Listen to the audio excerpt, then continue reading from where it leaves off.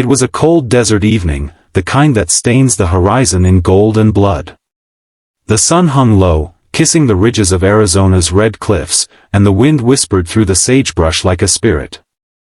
The world was silent, until a single gunshot cracked the air.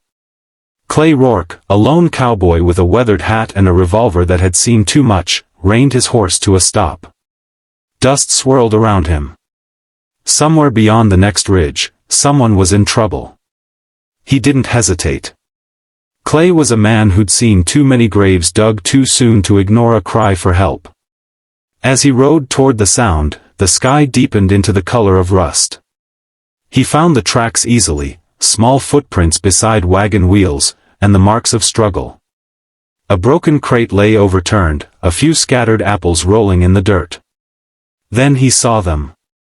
2 Apache girls, no older than 12, were cornered beside a dead wagon horse. 3 bandits stood over them, rough and loud, their faces painted with greed and whiskey. "Leave 'em be," Clay said, his voice calm but low as thunder. The bandits turned, laughing. "Who's gonna make us?" "You?" Clay's hand hovered near his holster. "I reckon I am." It happened fast. The first shot split the silence. Clay ducked behind the wagon, firing once, then twice. When the dust cleared, 2 bandits lay still, and the third ran for the hills. Clay's heart hammered against his ribs, not from fear but from fury. When he turned back, the girls were clutching each other, trembling. He holstered his gun slowly and took off his hat. "You're safe now," he said softly. They didn't speak English, not much anyway, but one of them whispered, "Thank you." He nodded and helped them onto his horse. "We'll get you to town. Somebody'll help you find your folks." The girls rode quietly, holding onto his coat as the stars began to bloom across the sky. Clay built a small fire that night near the riverbank, giving them his blanket and half of his beans. They ate silently, watching him with wide, cautious eyes. "Don't worry," he said. "No one's gonna hurt you while I'm breathing." The older girl nodded once, then whispered, "Mother, come." Clay smiled faintly. "We'll find her soon." The next morning, the desert was still. Clay saddled up, ready to take the girls to the nearest fort. But before they could leave, something strange happened. A thin mist rolled across the valley, a rare thing in the desert. From that haze, a figure appeared on horseback. A woman. She rode like the wind itself, her dark hair braided with feathers, her eyes sharp as obsidian. The girls gasped, ran toward her shouting, "Mother!" Clay stood still, his hand resting near his gun out of old habit. The woman dismounted gracefully and knelt to embrace her daughters. For a long moment, there were no words, just the sound of reunion, the kind that makes a man remember what life's worth fighting for. When she rose, her gaze found Clay. There was something ancient in her eyes, sadness, strength, and gratitude. "You saved my children," she said in accented but clear English. "I owe you a debt." Clay shook his head. "No debt. Just doing what's right." But she stepped closer, studying him as though she could see more than flesh and bone, as though she saw his soul. "My people believe every act of courage deserves balance," she said. "A reward." "I don't need one," Clay said. She smiled slightly. "Perhaps you do not, but it may find you anyway."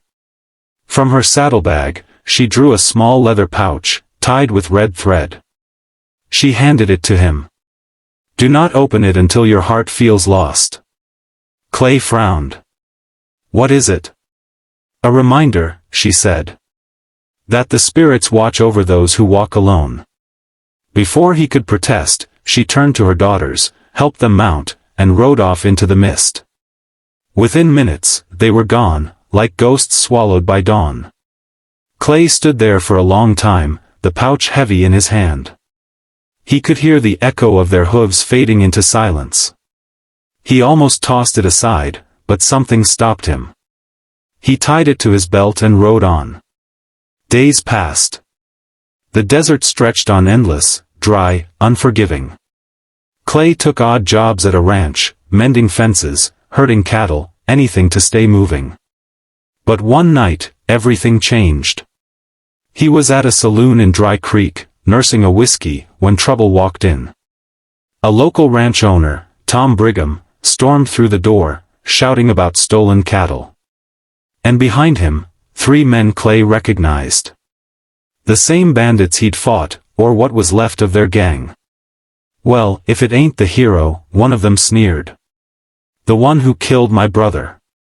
Clay didn't flinch. "Your brother was about to kill 2 girls." The bandit smiled coldly. "Then maybe I'll kill 1 man to even things up." The room went quiet. The piano stopped playing. Clay stood slowly, his fingers brushing the leather pouch. For a moment, he remembered the Apache woman's eyes, her words, "Do not open it until your heart feels lost." He sighed, stepped outside into the dusty street, the bandits following. The town watched from windows and porches, the air thick with tension. The lead bandit spat in the dirt. "Draw." Clay didn't move. "You sure you want this?" The bandit laughed. "I'm sure."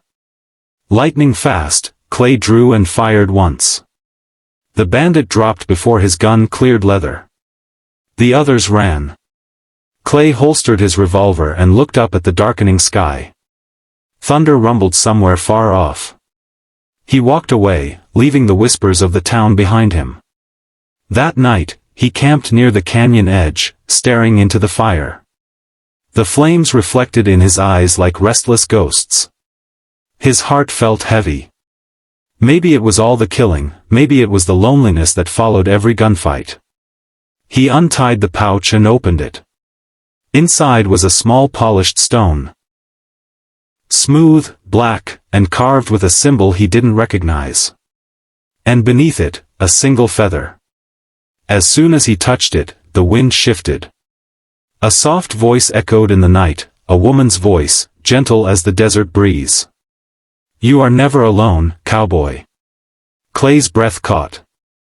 He looked around, no one. Only the fire and the stars. But something in his chest eased, like a weight lifting. He smiled faintly, tucked the pouch back into his coat, and leaned against his saddle. By morning, he rode toward the horizon, not knowing where the trail would lead, but for the first time in years, he didn't feel lost. Months passed. He found work breaking horses near the Colorado border. He laughed again, spoke to folks, even started writing letters for the sheriff's office. The memory of the 2 girls never left him, nor the sound of their mother's voice. One evening, as he was closing the stable, a rider approached. It was the same Apache woman, her daughters grown taller, sitting proud on horseback. She smiled at him. "You kept the pouch?" Clay nodded. "Saved my life more than once."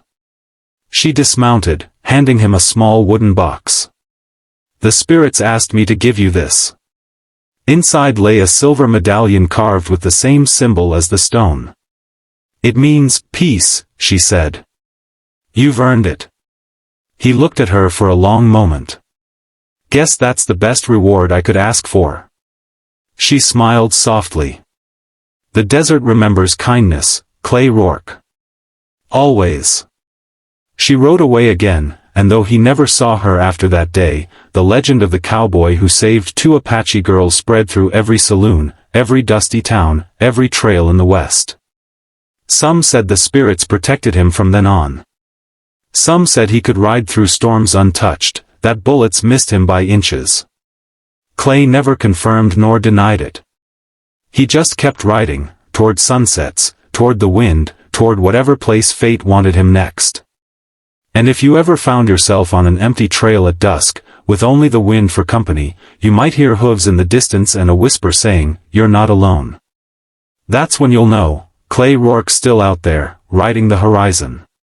You've just heard another timeless Western tale from Frontier Echoes, where every sunset holds a story. Don't forget to like, subscribe, and share if you believe in courage, kindness, and the spirit of the Old West. Tell us in the comments, where are you watching from? Let's keep the stories alive, together.